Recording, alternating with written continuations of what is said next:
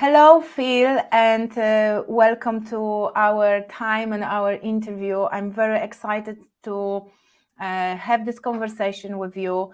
We're going to discuss fat loss, redefinition of fat loss, what women are missing from that scientific point of view. And I know that you've got so many informations that you want to share that are very crucial, and we are today together with Phil on kind of mission to change the thinking, change the mindset, and give our women a new, like we said, new approach to get better results and more sustainable results with fat loss. And actually, you might be surprised that it might be not the fat loss, but actually muscle gain that is all about. So Phil, once again, welcome.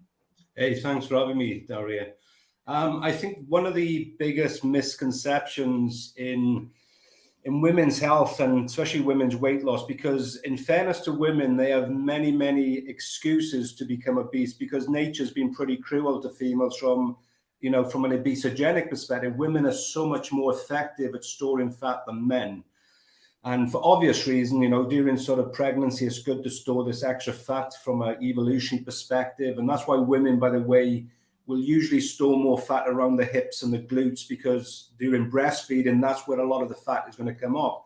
And ironically, one of the most effective things for women, if they are, once they do give birth, for example, just in this phase of life, is to breastfeed for as long as they possibly can. Okay? And that's another huge problem that we have today, is that, and ironically then what we also know as well is that when the baby is on formula fed, it is far more likely to become obese than if it was breastfed as well. And the mum then doesn't lose the fat from the hips and the glutes, where nature wanted that to happen. So around 3 years would have been an optimum time limit for breastfeeding if you go back to our evolutionary days, which we still program, we still sort of really genetically tied to that era. There's been some slight changes over the years. But what I discovered, I think it was around 10 years ago, I wrote one of the most comprehensive books written on fat loss. It's called The Science of Fat Loss.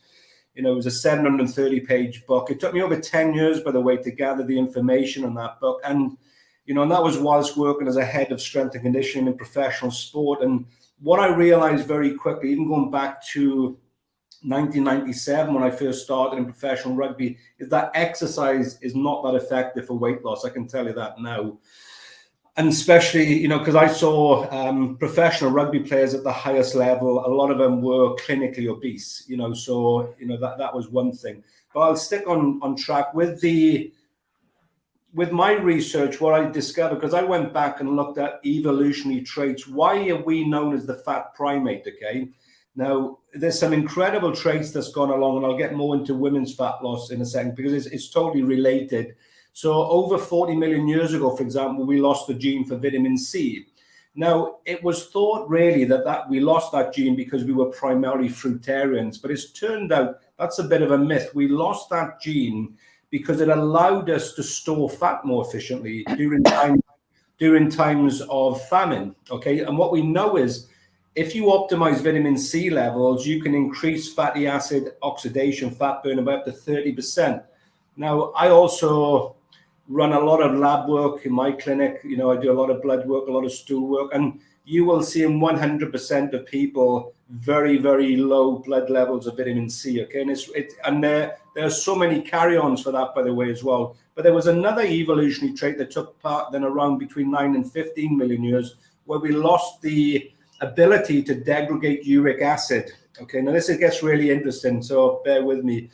So we lost that ability as well, which also allowed us to store fat more efficiently, especially from fructose. Okay, and the vitamin C also, when we lost that, was to allow fructose to be stored more efficiently as body fat. Okay, and if you think about it from an evolutionary perspective, why we were so effective at surviving so many famines and ice ages and all that, because we could store fat so efficiently. It was just incredible when you really understand the mechanisms. Then I discovered then, for example, that our omega-3 to omega-6 ratios, as you know, back in our evolutionary days, was around 1-to-1 ratio. And this is even more important. This just because you'll get a pattern and you'll realize while the whole fat loss industry is completely going down the completely wrong road, okay? It's getting lost, and it keeps hitting the walls because they're too busy counting calories and doing cardio. It is absolutely, it will work short term, but the tide will always come back in, okay? Now, this is mind-blowing because when I run one of the most comprehensive blood panels, I'd probably say in the world on sort of the blood work that I do. And one of those is a very comprehensive fatty acid panel where I look at the omega-3s, omega-6s, saturated fats, etc., trans fats. Now, the ideal ratio of omega-6 to omega-3 is around 4 omega-6s to every 1 omega-3. On average, you will see in the Western world, it's at least 25 omega-6s to every 1 omega-3, okay? Now, from a fat perspective, omega-6 actually signal the body to store fat, and the omega-3 signals the body to release fat, okay, as well as a million other things I cover on a course that I've written. So already, what you're already seeing, right, is people with low vitamin C levels, right, with high uric acid levels, which is very common, then with a very imbalanced omega-6, omega-3 ratio, you're already starting to send the wrong signal, okay? The body is saying, look, let's store, this isn't the time to burn. And then another real interesting caveat to this as well, when they looked at vitamin D levels from our ancestors, when they go back to East Africa and they look at indigenous tribes there, and they look at their vitamin D levels, and you'll see where I'm going with this in a second, we would on average be exposed to around 8,000 IUs of vitamin D if we were taking it orally from the sun, okay? That's how much. Now, why that becomes really interesting as well is that vitamin D acts as an energy sensor. When the body has optimum levels, it's much more happy to release stored fat, okay? It feels very comfortable. Now, again, in 90% of people I test on vitamin D levels, that exception, it's a little bit better since the the pandemic sort of thing, where people are a bit more aware of vitamin D. But there's a real important point with vitamin D, okay? I mean, vitamin D, as you know, is a hormone. It's just incredible. It's the most important, sort of one of the most important factors, I should say, for the prevention of cancer. But the problem when you take vitamin D orally is that you cause a chronic magnesium deficiency, okay? There's 8 steps from inactive to active vitamin D, and every step is required by magnesium. Now, the reason why I say that, I also test red blood cell magnesium when I do the blood work that I do, and in 100% of people, you are going to see the most chronic magnesium deficiencies you can ever imagine. And why that's an issue as well is that magnesium is so essential for insulin function, okay? And when, as you know, when insulin doesn't function efficiently, you will keep the fat storage switch on as well. And actually, you end up that you can't build muscle, because insulin, by the way, is probably one of the most important hormones for, in fact, it's the only hormone, as far as I know, that stimulates the ribosomes to build protein, to build muscle. And that's why insulin is never the enemy. What you've got to do with insulin, you've got to get it working for you. And I kind of, in one of the courses that I give, there's lesson 3 is all on insulin, because insulin can either make you really obese and sick as a dog, okay, as you know, or it can make you super lean and muscular, okay? But there are many, many things that will inhibit insulin's function. And do you know what? One of the worst is actually saturated fat. And that's why I wrote a book on the ketogenic diet. The ketogenic diet is very effective for weight loss, but it's exceptionally ineffective for building muscle. And the reason why is that you don't stimulate insulin enough to stimulate the ribosomes to build muscle. Now, as you know, from a weight loss perspective, the most important thing, I should say, to enhance fat loss is undoubtedly to build muscle. Okay, so it's a completely different philosophy or approach that the vast majority of people are doing. If you go to any gym now in the world, first of all, 99% of people who are in there are trying to lose fat, yeah? No matter what, they all want to look better.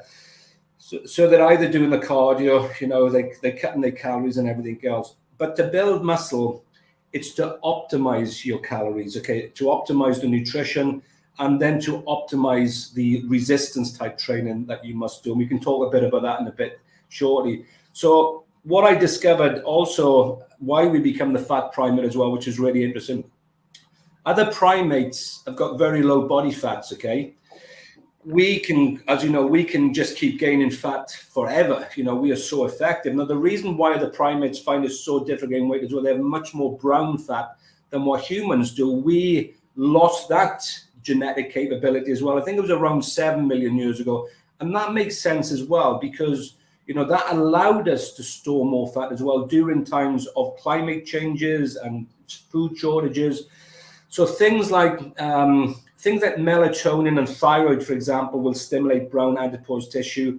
We know that time-restricted feeding can do that as well. We know that cold therapy can also increase that as well. So there are a number of things that will also do that. So, and then the other thing, because lesson one of the course that I did was what's driving the obesity epidemic, first of all, because if you don't know what's driving it, you're never going to resolve the problem.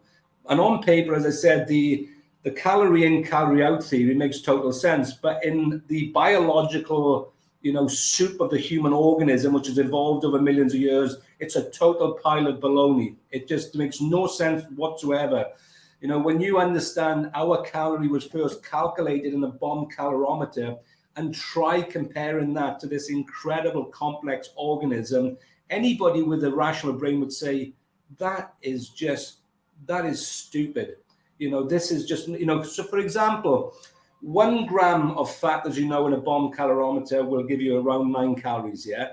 But saturated fat behaves completely different in the body to omega-3 fatty acids, to omega-6 fatty acids, to trans fatty acids, to, omega-9. It's complete, and it's the same as fructose and glucose have got exactly the same calories, but fructose is much more likely to be converted into fat, and glucose is much more likely to be burned as fuel, And then different types of protein. Soy protein will behave very differently to, say, beef protein, yet they got the same calorific content. So the calorie in, calorie out thing to me is just nonsense. And, and yes, if you go in a calorie deficit, you will lose weight, but there will be millions of years of evolution that will say the tide is going to come back in.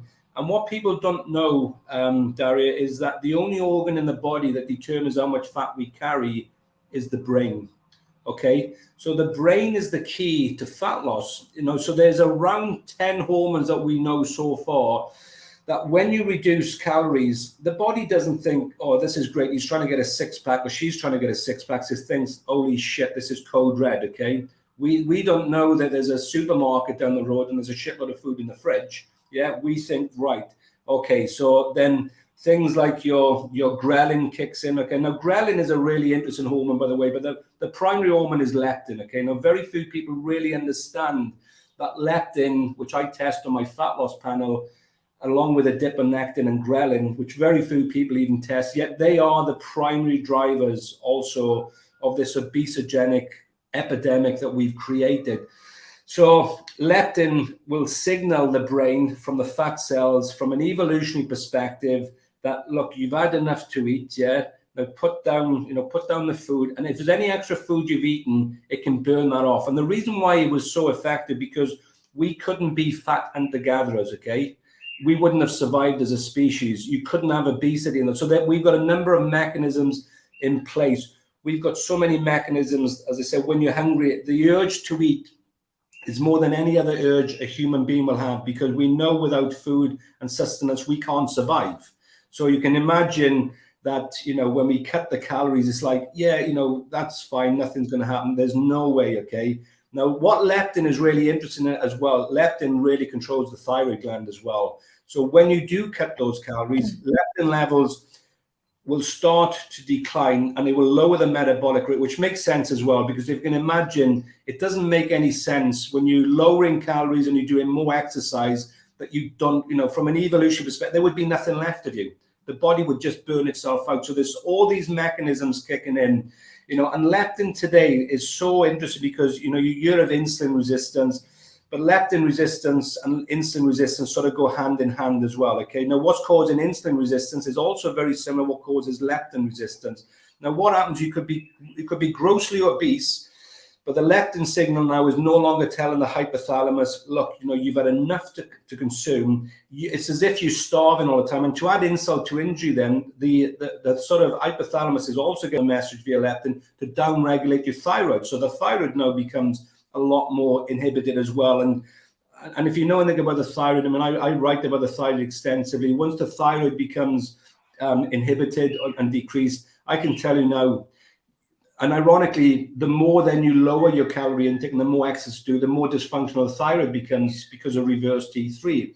Anyway, so when I was looking at the lesson 2 in the brain, and I was looking at what's causing leptin resistance, I was just blown away, okay? Because, and it's not in any particular order, gluten will tag leptin and it will prevent leptin from going into the brain, okay?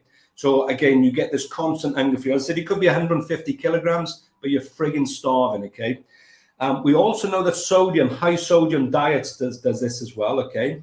And also with high sodium diet, there's a pathway, it's the only pathway I believe that has ever been recognized, which actually increases fructose production internally.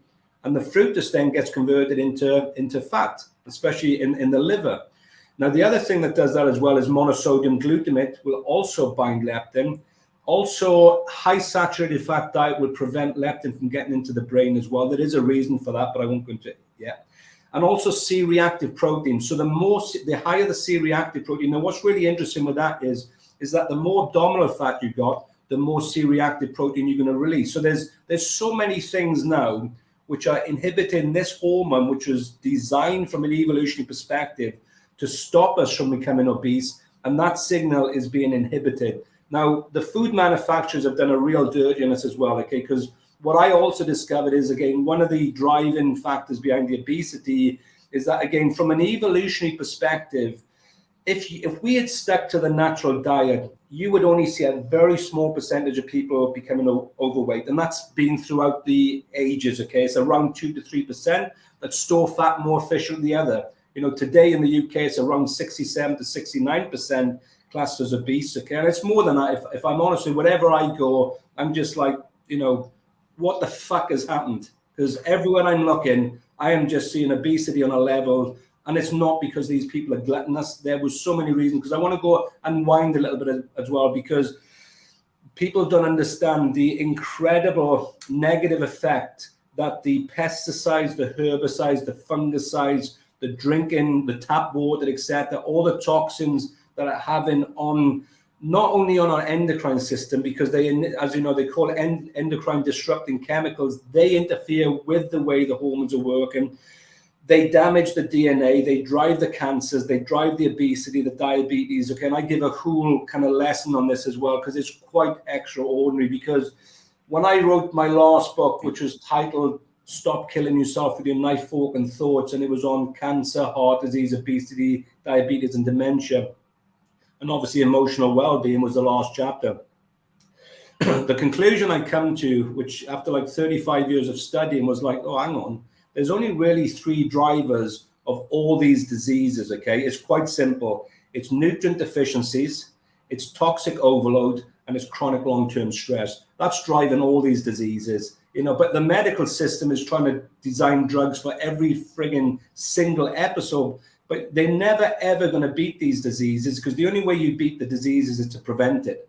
And of course, there's no money in the prevention. There's no money in that. And that's not even being cynical, you know. So these toxins are so deleterious. It's just quite incredible. So when I look at blood work, there's certain markers in there that I look at, like GGT is one of them, glutamaltransferase, and it's a marker for glutathione production, okay? If that marker is really high, it means glutathione is really low.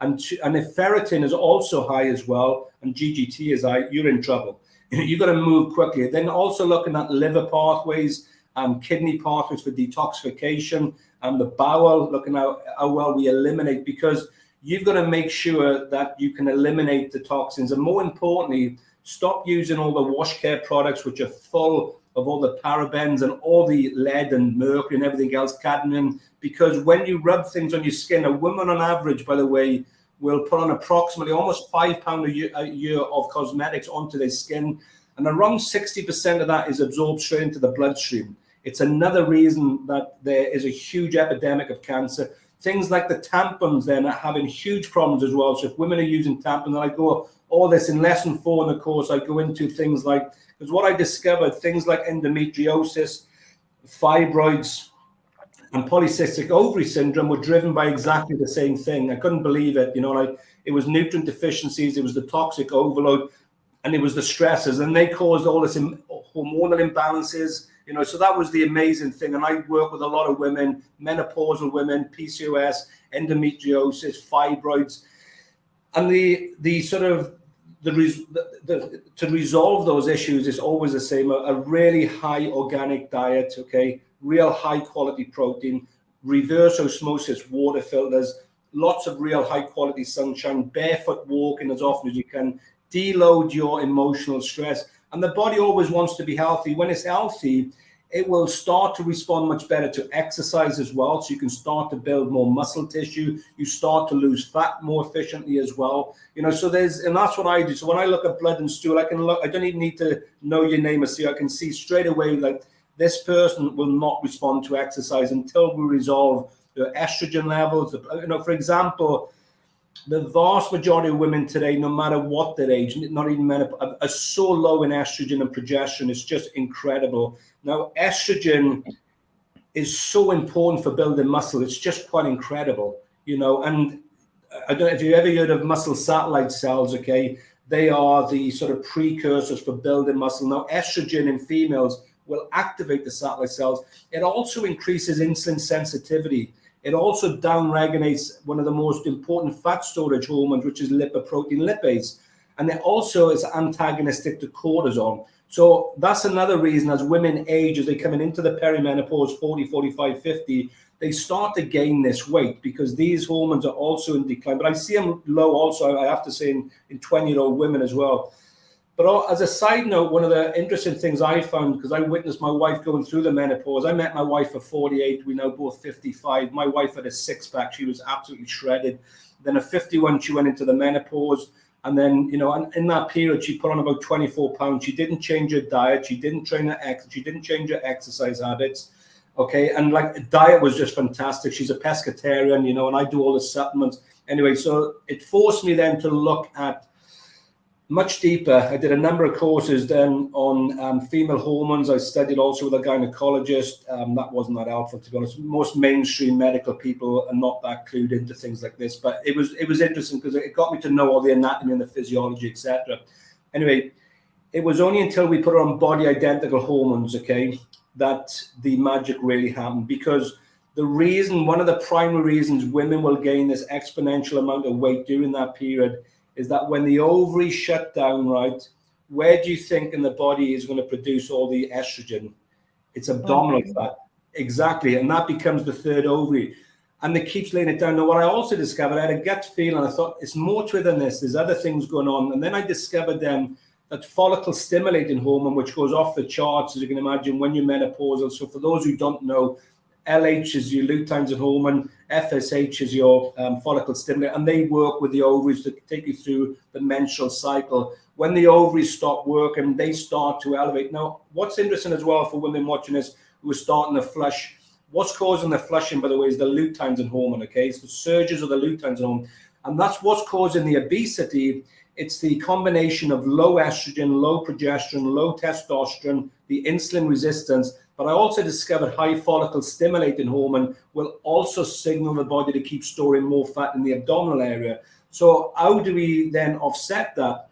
We've got to, first of all, address all the nutrient deficiencies as well, because the biggest gripe I have with the menopausal medical system is they only focus on estrogen and progesterone. They don't even test the bloods, by the way. You can phone up, I listen to my wife, phone up the doctor, no blood tests. And why that's important is that I've got a 54-year-old female client who's going through the menopause at the moment. She's not full blown into it, but what she's got is, like, if she'd phoned a doctor like my wife did, she would have been put straight on HRT as well. And when they say HRT, for those listening, make sure it's bioidentical, okay, and not the synthetic version. And I give you all the research on how chronically detrimental that is for human. It should never ever been sold to any females, and they know that, but they haven't got enough dignity. There's too much money in the lies, so they keep lying.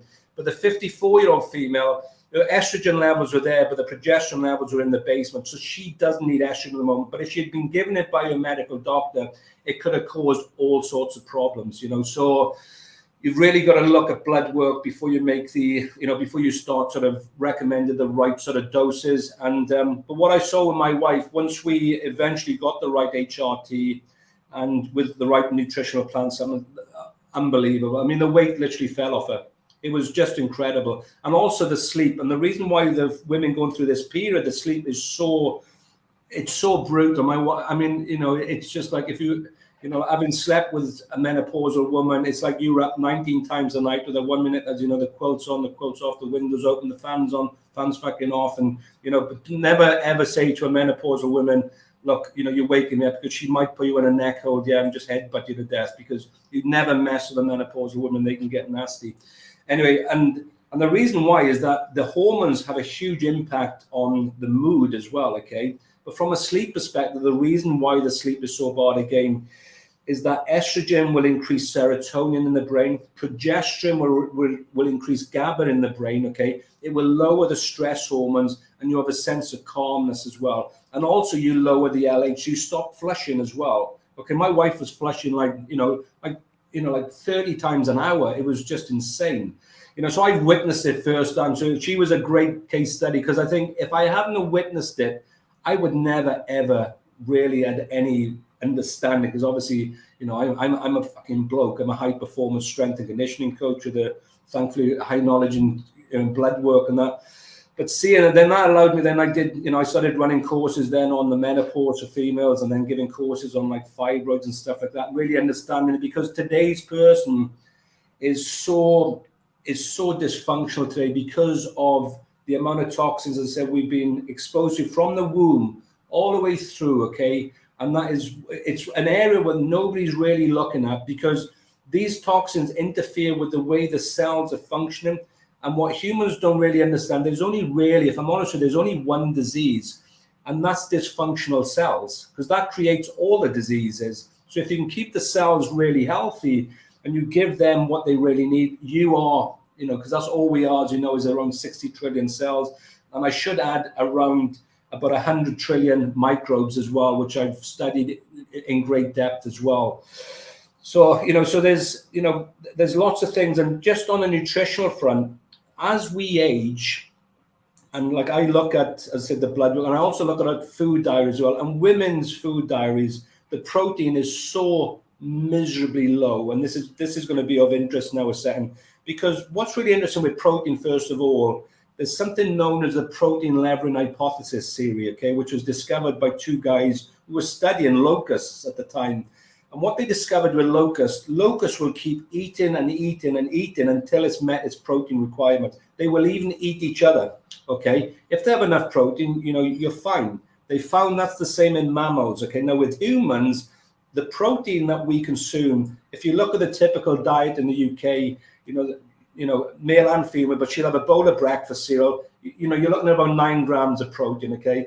Then maybe a sandwich for lunch, okay? Maybe another 9, 11 grams, okay? And then she'll have an evening meal, and there may be 30 grams there. The problem is that the brain now is thinking, I need more protein, okay? And you're gonna eat as much as you possibly can, trying to find the protein quantity. So it turns on the appetite massively, okay? Now, secondly, as well, because you need to be consuming, especially when you get past 40, at least 30 to 40 grams of protein with every single meal, okay? And the other reason that not only does it turn off the satiety switch, but it also turns something on called mTOR, which is the mammalian target of rapamycin. What that basically means, it's the most important pathway for muscle protein synthesis. Now, so if the woman is missing out on these feeding opportunities, she is going to end up also having sarcopenia, okay, muscle wastage, because already at that age anyway, the hormones are in decline, which are crucial for maintaining muscle mass. She's now not feeding the muscles with the optimum amount of proteins. And also of interest as well, we know that toxins also cause sarcopenia as well. So by the time she gets to 50 and she's starting to transition through the menopause as well, there's no hope, honestly. The tide just comes in, and no amount, as I said, you ain't going to outrun it. You ain't going to outwalk it. You ain't going to out-diet it. You've got to resolve the problem that actually produced, you know, all the issues that produced the problem. You know, so that's why there's certain markers in the blood, for example, like urea levels and creatinine levels, which will give you a real good indication on, are you consuming enough protein in the diet? Are you already starting to see muscle wastage? And then this is where resistance training comes in as well. Because if you consume 30 to 40 grams of protein each meal, you turn on the mTOR switch, okay? But resistance training can turn it on for hours, okay? And it's got to be, you know, women don't understand, right? I mean, I run an online coaching program, and one of the ladies doesn't live that far, so she come over, and I said, look, come over and train, because I want to. She'd been training for years. She was 55, I think, and she had these 2.5 kilogram dumbbells, and I said, no, I said, that's bullshit. You're way above that, okay? And we ended up like squatting like 60 kilograms arse to the floor. She'd never even been in this world. She said, oh my God, I didn't realize I was that strong. I said, you've never challenged yourself. I said, because you've got caught up in this world of, you just use light weights and that will work. The body is so smart. I can tell you this for a fact, right? The body will not gain muscle unless the stressor is severe. And the body won't respond to that stressor unless the organism, you, are healthy. Okay, and that's why I'm really big, as I said, on optimizing nutritional status, optimizing hormonal status, decreasing inflammation, increasing emotional well-being. Then you rock up the gym, and then you can attack it, okay? Most people train today, there's zero intensity in the training because their body already on the way to the gym has said, hey, take it easy, I'm tired, and this and that, and everything else. And the other thing that's really important, which is also massively overlooked, is the importance of the gastrointestinal tract, okay? Because I also one of the big markers that I look at is stomach acid, okay? Now, stomach acid, as you know, it's in a lot of people, it's very low, no matter what age you are, but it does go much lower, especially after the age 40 plus, okay? And there's a number of reasons for that, okay? And I'll come into that in a second. But when even just with HCl deficiency, hydrochloric acid deficiency, you can't absorb the protein nowhere near as efficient. So you may be eating your 30 to 40 grams each meal, but you're not absorbing the protein. Now, what's surprising, first of all, you can't make any HCl without zinc. Zinc is one of the most common nutrient deficiencies, okay? I see that in at least 90% of my clients. Also, the electrolyte chloride, I see that low in a few people, not a lot of people, but Helicobacter pylori,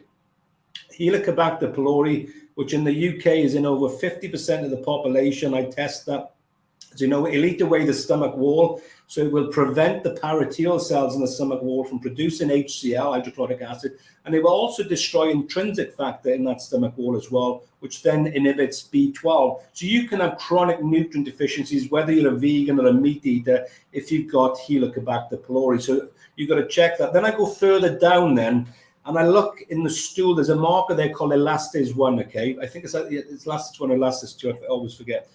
But that now will indicate how effective the pancreas is releasing enzymes to break down proteins, carbs, and fats, and also, by the way, cancer cells. When that marker is low, right, you need to move pretty quickly because disease is coming. Okay, so that's a huge marker. And I look at things then like, things like calprotectin, which is a marker of inflammation in the bowel. So if somebody's got a lot of inflammation in the bowel and they've also got high levels of ferritin, yeah, this is a good time to come off red meat for a couple of months, okay? So that's the only time I say that. And also if the omega-6s are really high as well. Look, we need to heal you first. We put in things into the system, which is just throwing fire on the, petrol on the fire sort of thing.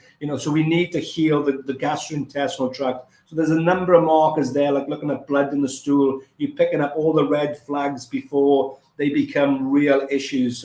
And that's so important because if the gastrointestinal tract and the microbiome, as you know, is so relevant to not only our health, but also our weight.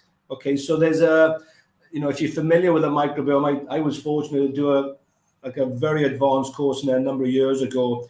And what I was blown away because ironically, I was just about to write my second book on the ketogenic diet. As I'm doing the masters in the microbiome, I realized the gut microbes absolutely have got a major problem with saturated fat. And so is the brain. So it's just like, okay, and that's when I wrote my last book, Stop Killing Yourself with Your Knife, Fork and Thoughts. But the microbes, people don't realize what they've done. For example, I'll give you a great case study, which is in the medical journals. There was a 32-year-old female in Long Island, she was from, who had C. diff, okay? And they couldn't resolve the problem. So they took a fecal transplant from her 12-year-old daughter, and her daughter was very obese. So this woman at the time was only about 130 pounds, maybe even 120 pounds. It was nothing on her. Anyway, once they did the fecal transplant, 3 years later, she was like 70 pounds over. And even on liquid diets, they couldn't get her weight down. And they've done very similar trials where they've done the same. They've taken fecal transplants from obese twins. They put them in the lean twin, and the lean twin starts to gain weight, and they've done it with mice. So the point I'm making is that the microbiome is also playing a significant role in the amount of fat we carried. And over the lot, when they look at the microbiome of, say, the Hadza, indigenous people, their diversity in the microbiome, the researchers have said it's like looking at a completely different species when you compare it to the Westerner. The diversity is incredible. I measure diversity in the stool, and in ours, it's just so low because not only have we had a lifetime of antibiotics when we were very young, which, as you know, is wiping out the microbiome. The vaccines seem to be having some effect on the microbiome. Then you're looking at the foods that we now consume with the pesticides and everything else. I'm speaking about the chlorinated water is also having an effect on the microbiome. So again, you've got to look at everything. So that's all you're trying to do, is to ensure if this person wants to really get lean, you've got to optimize health. Okay, and that is it. And it sounds like too simplistic, but that is the absolute optimum truth. You've got to optimize the person's not only physical health, but absolutely emotional health, because people can think themselves obese. Now, there's an incredible trial that study that I read. It just blew me away, to be honest, because they wanted to understand why night shift workers, for example, gain more weight than non-night shift workers. And we know that sleep plays a huge part as well. But what they did in this particular trial was they bathed pluripotent stem cells, which can become any cell, right, and in cortisol. And if they did the cortisol for short bursts, then you didn't really, there's only about 1% conversion into actual our fat when, as a living organism. That's a natural turnover. But when they combined it for 48 hours, when they were stimulating long-term stress, almost all the pluripotent stem cells were converted into fat. And that's happened also, by the way, if you know any of the work of Bruce Lipton, the guy who wrote The Biology of Belief, going back to 1969, when he was told by his mentor, he said, look, if you ever see a problem with the cells, you've got to look in the environment. Don't look at the cell, okay? And then he went on and did a great experiment. As you know, he incubated about 30,000 stem cells. He created a different solution in each petri dish, and all these stem cells are identical. And then he put one group in this A, one in B, one in C. One become muscle cells, one become bone cells, and one become fat cells. And as he said, the environment will do that. So we can emotionally create an environment which can trigger much more body fat than what we would have done, even though there's no calories coming in. So we can, and there was another great trial, for example, I think it was in Charles R. Drew University, and what they did in young men, they reduced their testosterone levels by 50% over a 6-month period. Those men gained 36% more fat mass when they dropped the testosterone. And the point is, all these hormones are doing this. It's not the calories. I tell people, when you look at your plate, look at it how you feel that the hormonal reaction is going to be. And as you know, if that plate had 3 donuts on it, and it was, say, 900 calories, or you had, a nice bit of steak, you had jack and potatoes, some sprouts or whatever, same calories, what the hormonal response is going to be, as you know, state in the office, is completely different. But I want people to understand, though, the emotions are so important, creating emotional well-being. And, the last lesson I give in one of the books I wrote as well and in the course is all on emotional wellness. There's some incredible studies in there. So, if you've got any questions, just, please fire away there, because I can talk all day on the subject. It is wonderful. That's why I didn't want to disrupt you. I was very patiently listening, because everything that you are saying, Phil, and I want that audience really takes this into the heart, and women takes this deeply, very deeply. Everything what you say, I see in my clinical observation. And I have been running also testing, and everything what you said, cortisol, gut, hormones. I see 100% lots of women with low testosterone, free available testosterone, problems with sleep, gut issues, like I say, high stress, and this notion of low calories. Yeah. And that is just insane. It is just like evolution from all these diets that women went through in their 30s. Now we have a consequence of it. They are now 50s. Yeah. They're deficient in nutrients. They disbalance completely hormonally. They don't have lean muscle mass. They are brainwash, they frustrated because now they suddenly get in menopause. They cannot even recognize that they're going through menopause and perimenopause, and now we want to put them on HRT without really assessing what their life has been like. And that is the solution. And I don't want to go against anything. I still think we should work in collaboration if it's possible. Yeah. But that is not the redefinition of menopause that I see. And there's lots of going on about menopause in workplace and all of this. But if we don't improve women's nutritional status, physical being, mental and emotional fitness, and you know what I see also, Phil, the separation. Now we are all hooked on mental health. Yeah. And the definition is, let's just address mental health. We forgot now about physical health. So Yeah. we then go into spiritual being in 10, 20 years time, right? As we are all awakening. And then we're going to forget about mental health and physical health. So again, this is disadvantage because we separating human being apart, instead bringing pieces together. But coming back, everything that you are saying is confirmed in my clinical practice. Yeah.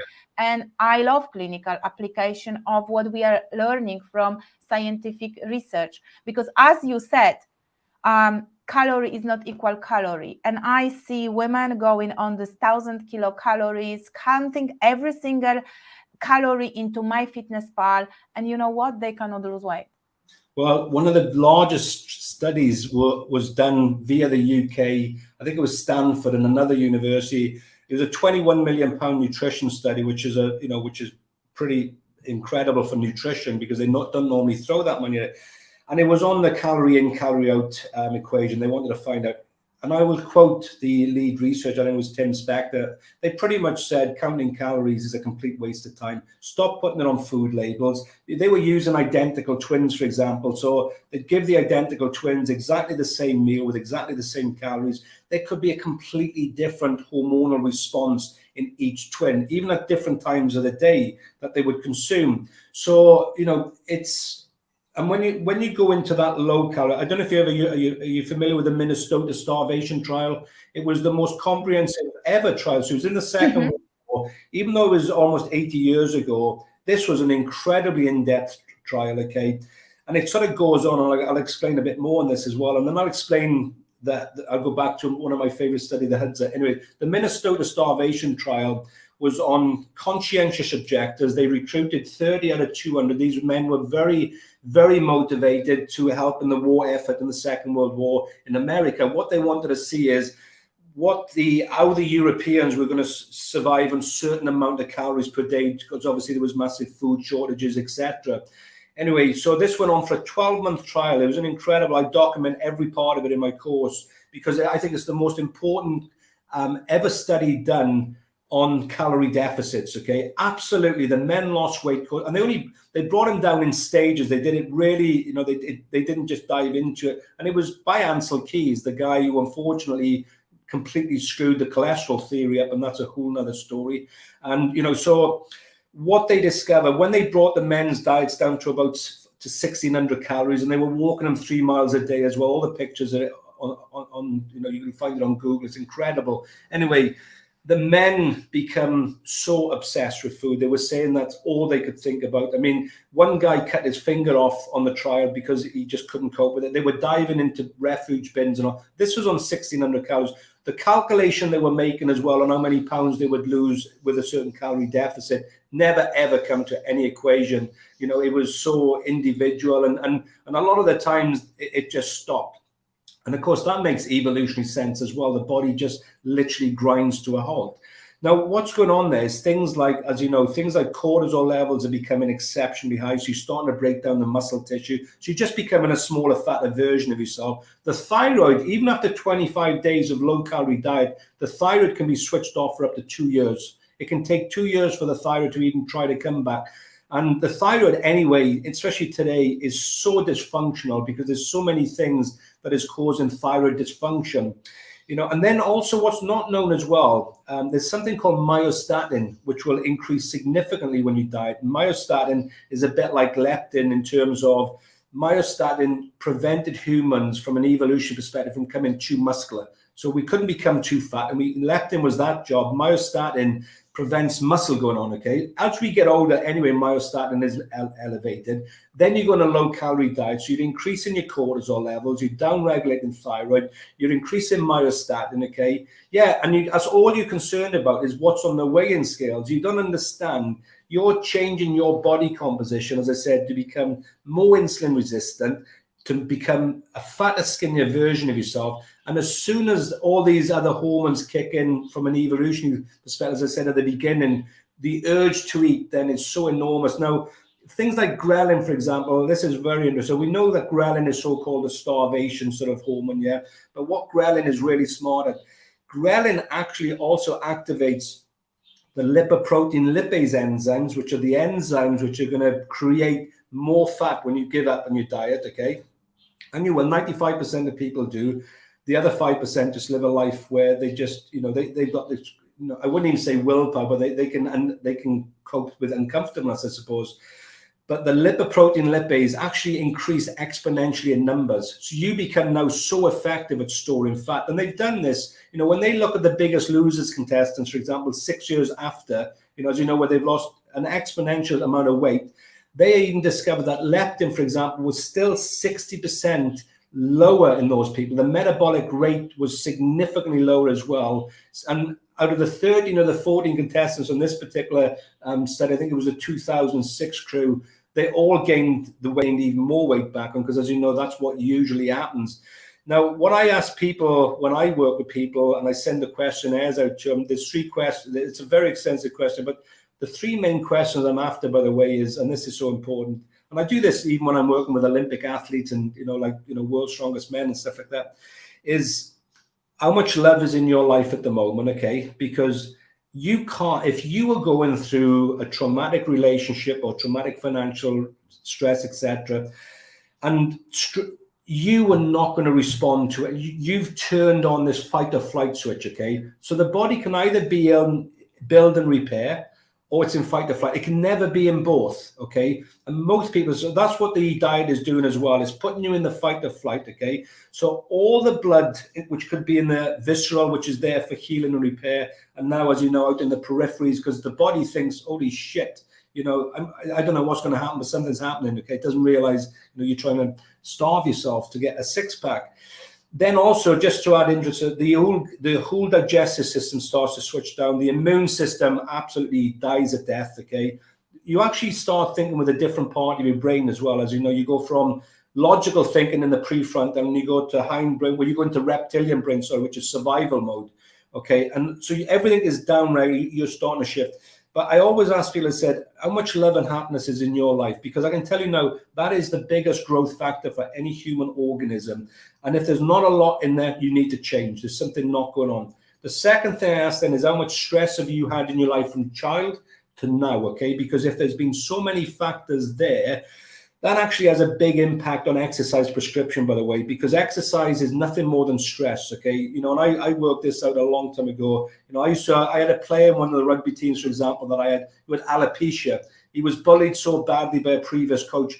He was a brilliant player, but he couldn't cope with a lot of stress. So I would give him 30% of the training program compared to a lot of the other players. So that's important, because I want people to understand exercise is nothing more than stress, and you are not going to respond to the stressor if the body is already full of stress. Now, the third one, surprisingly enough, is what's in your mouth, okay? Now, when you've got a mouthful of mercury fillings and root canals, I can tell you now, you're in a lot of problems, okay? Because they're going to have huge problems, because when you talk about mental health, I can tell a lot of problems today with mental health is that the brain is the most susceptible organ to toxins, as you know, because it's the fattiest organ in the body. So we've got aluminium in there, we've got mercury in there, we've got all the toxins in there, all the pesticides. And the other big thing that we've got as well, the brain is starving.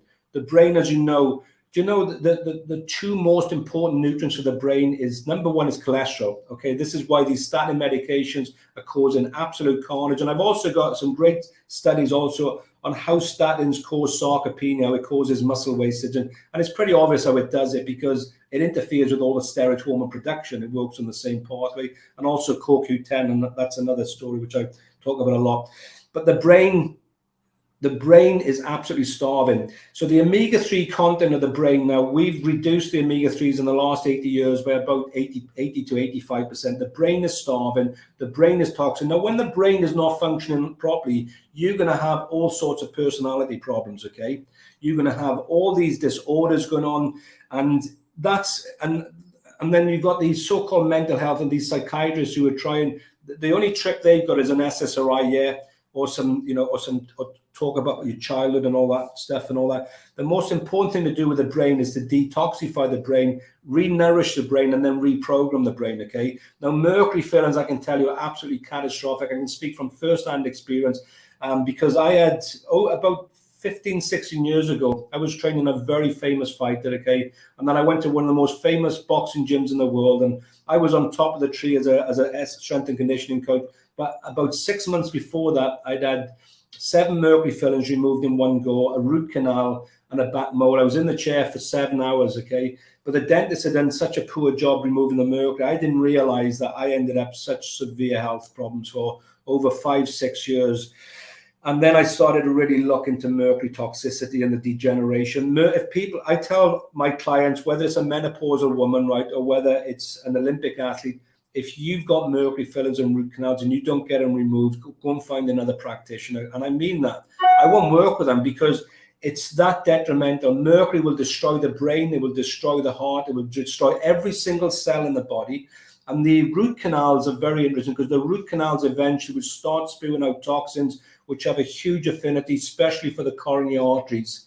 Okay, so again, and the point of this is, I said, so if you're a woman watching this, as I said, you've got to deload all this, so you can't expect. And I tell you the other tidbit as well, which is just so important.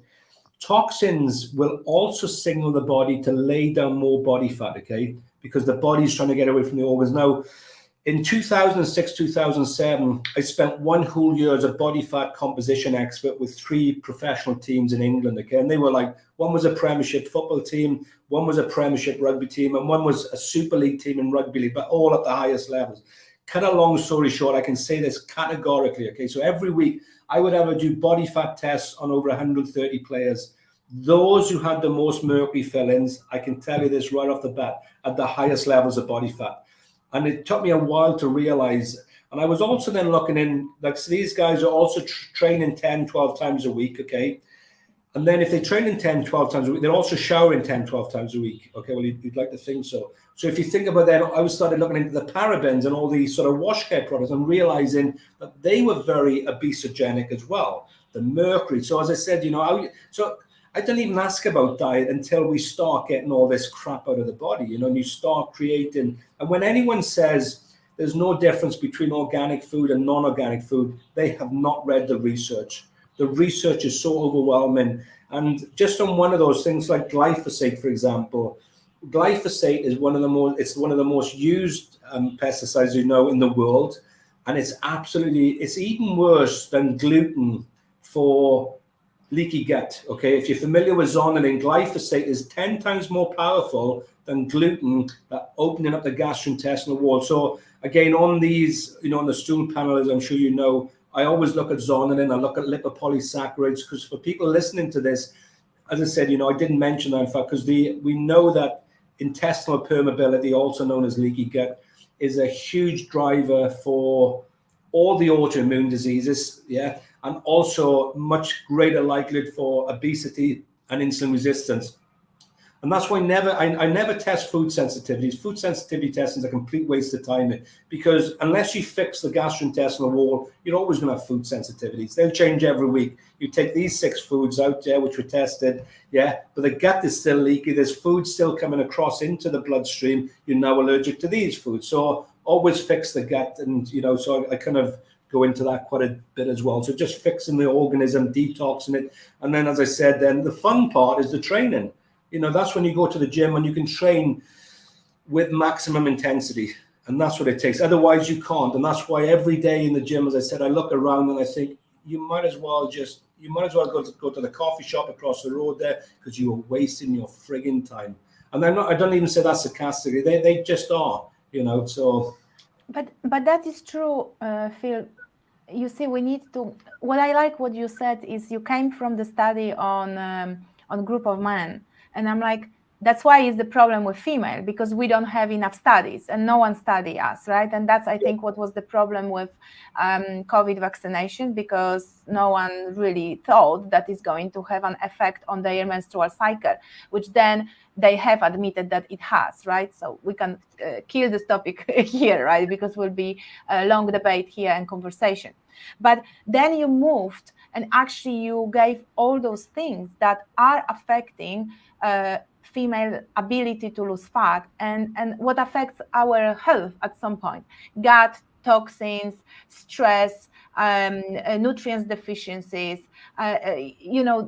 all is right. And we cannot just say, okay, give me calorie in and calorie out, give me this crazy HIIT training because it's short and I don't have time, because that actually creates more stress. We are constantly in this catabolic condition with fight and flight response, and then female stays like that for 4-6 weeks and she's like, I'm not getting results. Yes, the time is too short, that is number one. You expect too much, but you are under all of those conditions that you have to first fix. And that is the purpose of me picking guests that are a little bit more controversial here, because we are not going to watching anymore what is happening, because we know that this is not going to bring results. We're going to have much more women entering with all these hormonal problems and health problems into the menopausal stage. And then, as you mentioned during the first half an hour, it's not the best terrain to fix all of these problems, because we are already in disadvantage. Men having some advantage. The testosterone in theory should be higher. It is low, that's why it's the fertility issue. But then how can we help that women post-menopausal, with all of those things happening, with this disadvantage in hormonal balance, right? So so all makes sense. I agree with everything. And like I said, we need this clinical proof on female. And I think me and you are a clinical proof, because studies, there are no studies. No one study female. Yeah, well, even when they give menopausal women, for example, low dose testosterone, when they testosterone low, even without exercise, they will lose around 9 pounds of fat and gain around 6 pounds of lean muscle tissue. So again, I go into this. I mean, thankfully I've spent my whole life just researching, studying, actually working in the trenches. So just optimizing that, because I think one of the best things to finish off on is I want people to really understand, right, is that you lose fat through nutrition, lifestyle, okay, emotional well-being, and sort of detoxification, but you gain muscle in the gym, okay? It's a completely different approach. You don't try to mix them, okay? Because as you know, you can't outtrain, the oldest saying in bodybuilding, you can't outtrain a barred diet, and you also can't outtrain barred thinking either, okay? You can't outtrain stinking thinking, and you certainly can't outtrain a toxic load. I can tell you that for a fact. So as I said, you could be going to the gym 4 or 5 times a week, but you're still drinking tap water, which is pretty much recycled piss with aluminium, and it's just disgusting, okay? Then you're using a plethora of wash care products, which are not toxic free, okay? You're still consuming, I mean, things like tea, for example.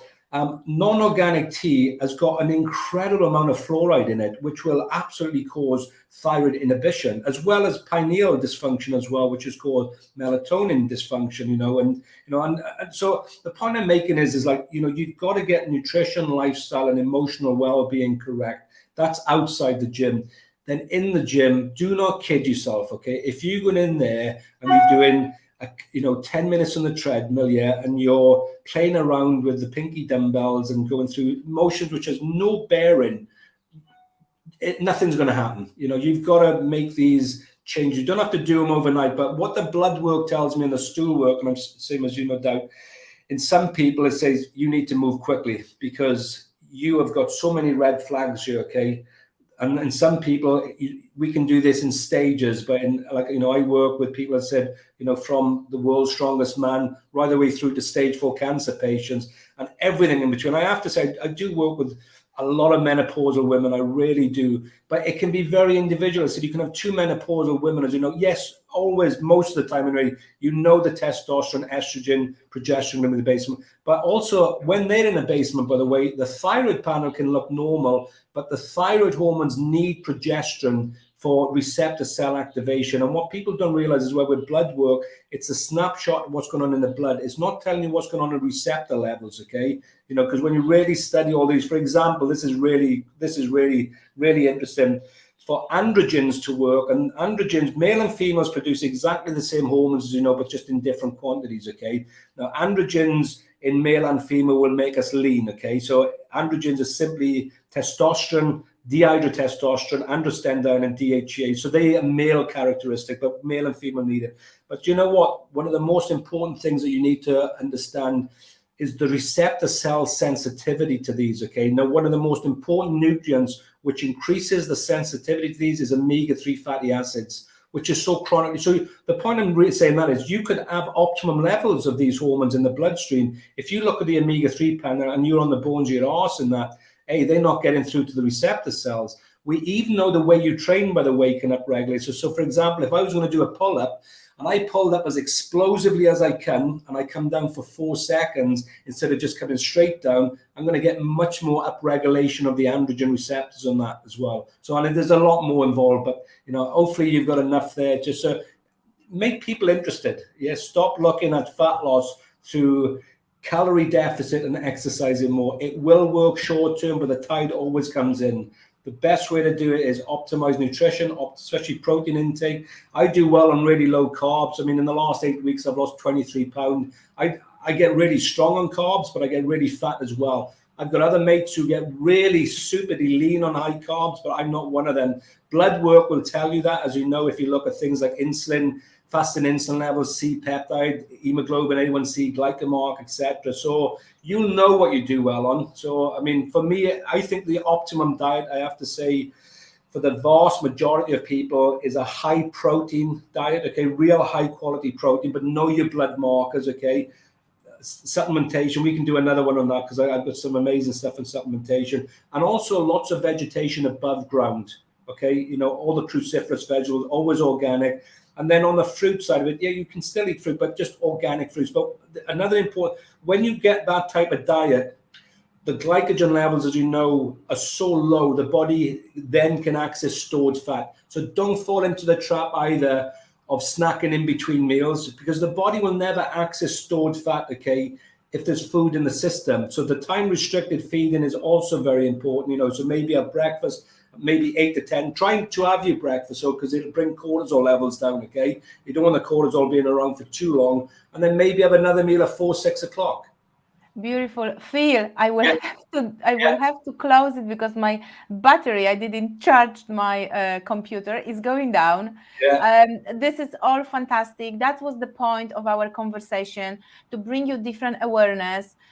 You don't need to keep counting every single calorie, but calorie quality matter. So we're not saying go and eat now 5 I don't know, bagels, then whatever, right? This is not what we're trying to say, right? We're just saying think of the quality of what you are eating, and hopefully everything that Phil told you is going to open your perspective, and you began to ask questions, because that is the power of it. When you start to ask questions, you just grow, and you're going to just be winner in that situation.